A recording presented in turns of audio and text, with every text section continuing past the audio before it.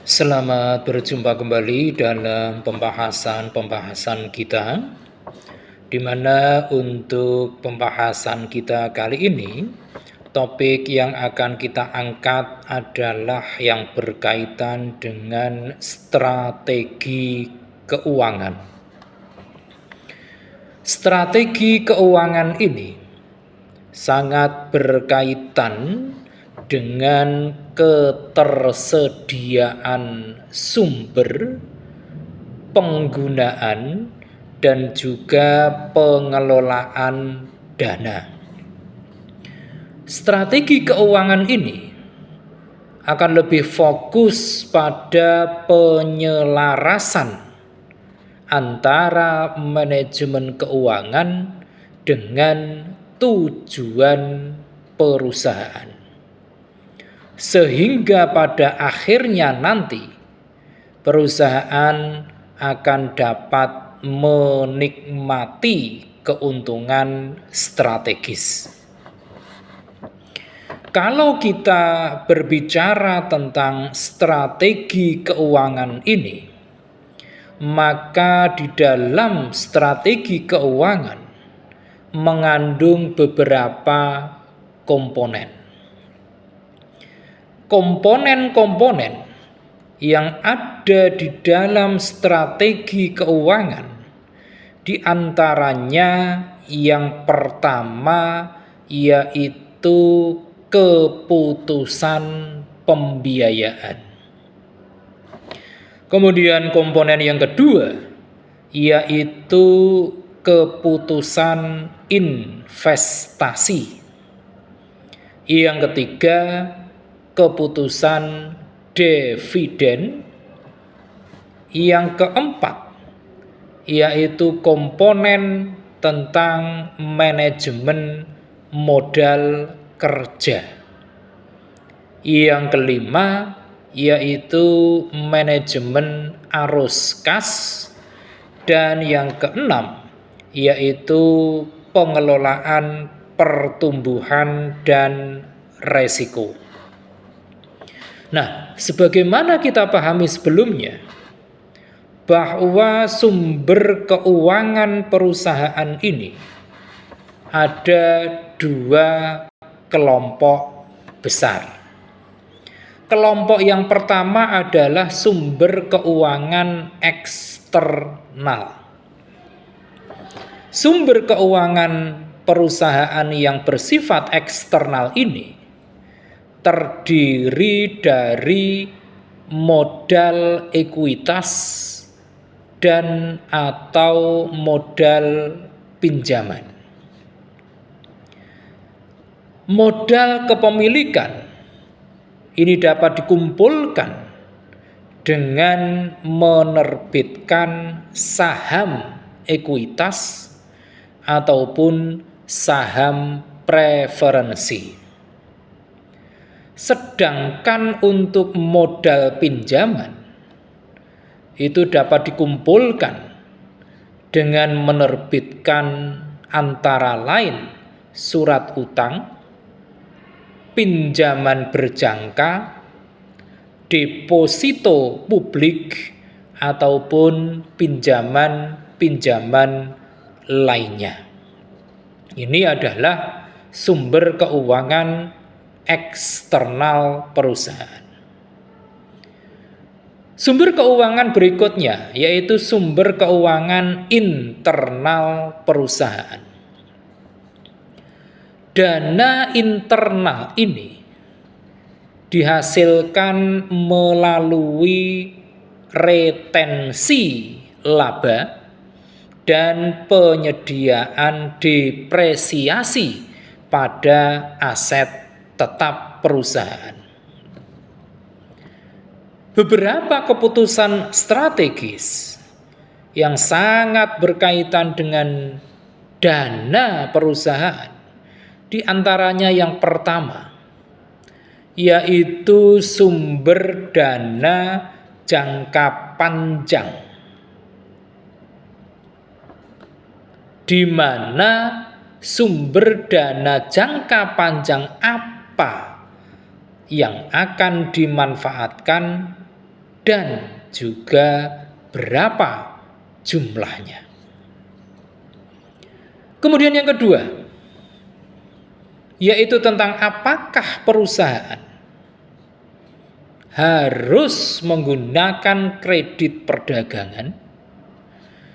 Jika jawabannya adalah iya, maka pertanyaan lanjutannya adalah sampai sejauh mana. Kemudian yang ketiga, yaitu tentang sejauh mana utang jangka panjang itu harus digunakan. Dan yang keempat adalah apakah perusahaan harus mengambil jalan lain untuk pembiayaan ini. Nah, selanjutnya, manakala suatu perusahaan mempertimbangkan untuk mengambil rencana strategis dalam hal sumber, penggunaan, dan pengelolaan dana, maka perusahaan haruslah mempertimbangkan berbagai hal. Apa itu yang harus dipertimbangkan? Yang pertama, yaitu rasio antara utang dengan ekuitas. Rasio ini haruslah dipertimbangkan sambil meningkatkan modal tambahan. Kemudian yang kedua, juga harus memperhatikan tentang struktur modal. Perencanaan struktur modal ini haruslah fokus pada mix antara utang dengan ekuitas yang diinginkan, di mana ini haruslah optimal. Kemudian yang ketiga, yang harus pula diperhatikan adalah pembiayaan sewa guna usaha. Sewa guna usaha ini merupakan suatu metode di mana perusahaan dapat menggunakan asetnya tanpa memegang hak kepemilikannya.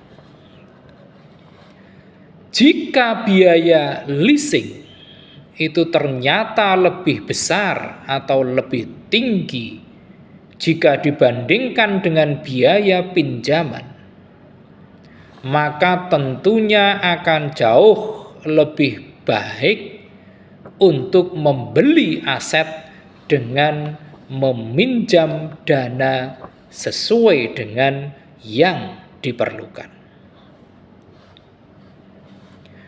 Kemudian yang keempat, yaitu keputusan tentang leverage.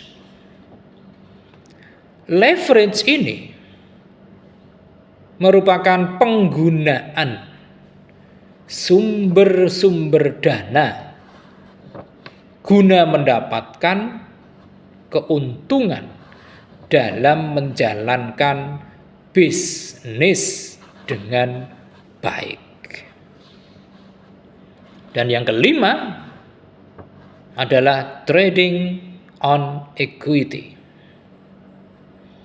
Perdagangan ekuitas akan sangat berguna manakala pengembalian investasi itu lebih besar daripada tingkat bunga dana pinjaman. Beberapa instrumen yang inovatif yang telah diturunkan dari sumber-sumber tradisional, termasuk di dalamnya adalah pembayaran bunga dan pokok yang telah dipisahkan. sekuritas yang dikaitkan dengan mata uang asing, dan juga sekuritas dengan suku bunga variabel.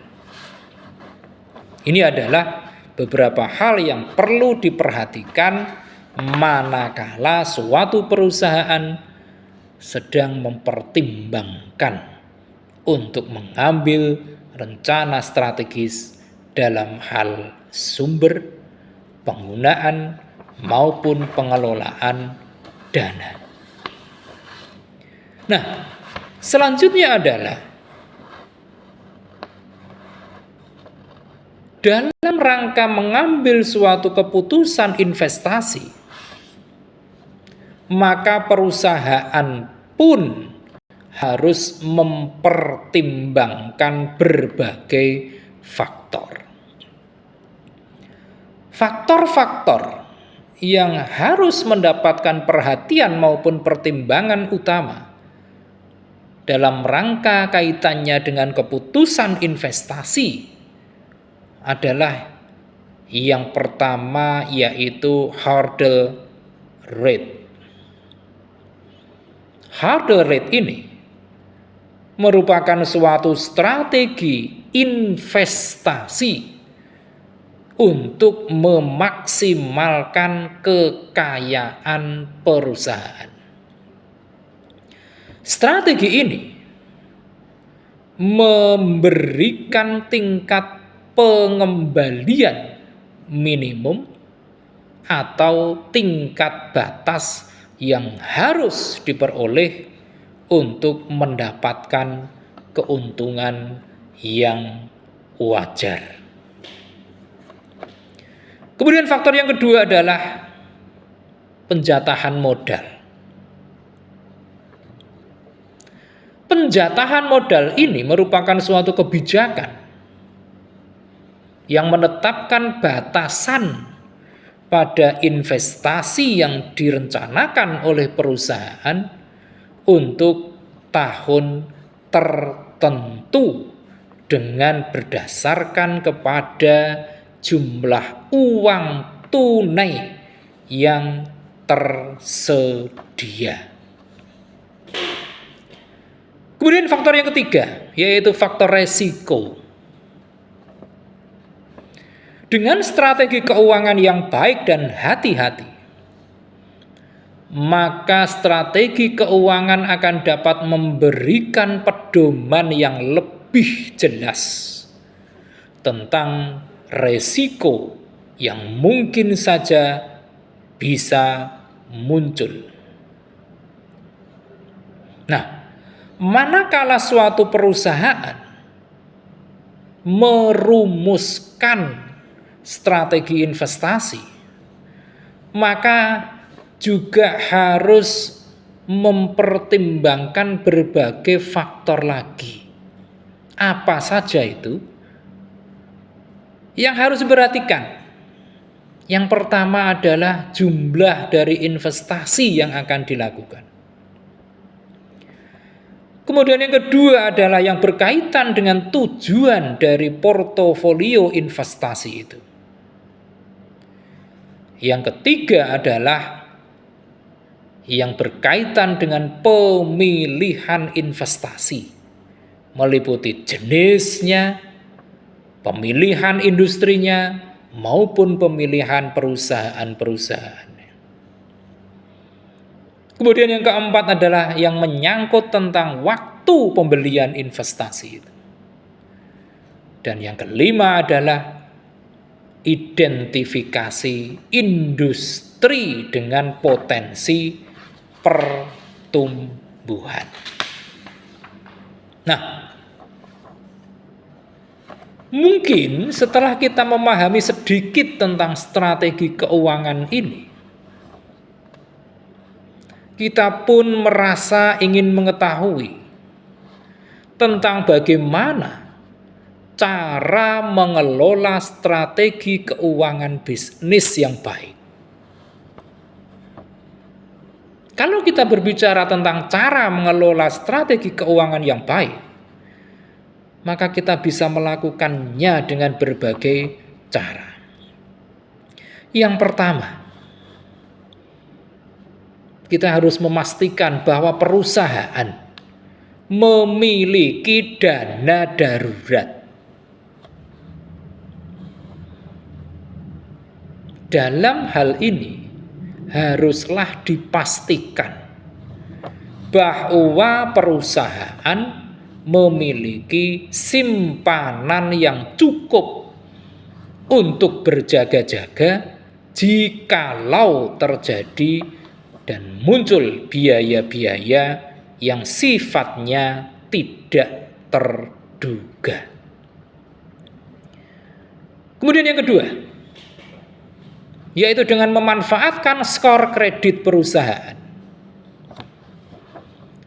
Perusahaan haruslah mengetahui tingkat suku bunga pada semua jenis pinjaman sebelum memutuskan untuk mengambil pinjaman dari berbagai lembaga keuangan.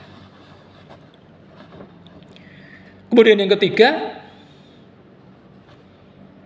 perusahaan haruslah memiliki prinsip, yaitu business is business, not hobby. Cara terbaik untuk melakukan semuanya adalah dengan mengatur keuangan perusahaan sejak hari pertama perusahaan beroperasi. Ini yang ketiga. Kemudian yang keempat, yaitu haruslah memperhatikan arus kas perusahaan. Dalam hal ini perusahaan harus memperhatikan dengan sungguh-sungguh atas semua jenis pengeluaran, mulai dari piutang dan hutang sampai pada pembayaran pinjaman. Kemudian yang kelima, perusahaan juga harus bersikap realistis tentang rencana pertumbuhannya. Perusahaan dalam hal ini harus menetapkan tujuan yang realistis untuk masa depan. Dan perlu diingat, seluruh komponen yang ada di dalam perusahaan pun harus bekerja keras untuk mencapai goal dari perusahaan itu. Kemudian yang keenam, perusahaan juga harus mempertimbangkan tentang adanya peluang investasi yang lain. Kita tahu, berinvestasi ini akan dapat meningkatkan keuntungan perusahaan, sehingga teramat penting bagi perusahaan untuk mencari dan juga menemukan berbagai peluang investasi lainnya. Tentu yang dapat mendukung ketercapaian keuntungan. Dan yang ketujuh, yaitu perusahaan haruslah memahami tentang laporan keuangan yang ada. Perusahaan haruslah paham tentang kondisi dari laporan keuangan, seperti laporan arus kas, neraca, maupun laporan laba rugi. Perusahaan haruslah melihat antara aset dengan kewajibannya, melihat arus kasnya seperti apa, dan juga harus menatap proyeksi penjualan di masa-masa mendatang. Dengan pemahaman laporan keuangan yang betul-betul akurat, maka kesemuanya tadi akan dapat dijadikan suatu pondasi untuk mengelola strategi keuangan perusahaan dengan baik. Demikian pembahasan singkat kita kali ini tentang strategi keuangan ini. Dan terima kasih atas perhatian Anda semua. Kita akan melanjutkannya untuk membahas berbagai tema pada kesempatan berikutnya. Jangan lupa setelah menyaksikan tayangan ini, silakan klik di layar Anda untuk like, komen, subscribe, dan jangan lupa share.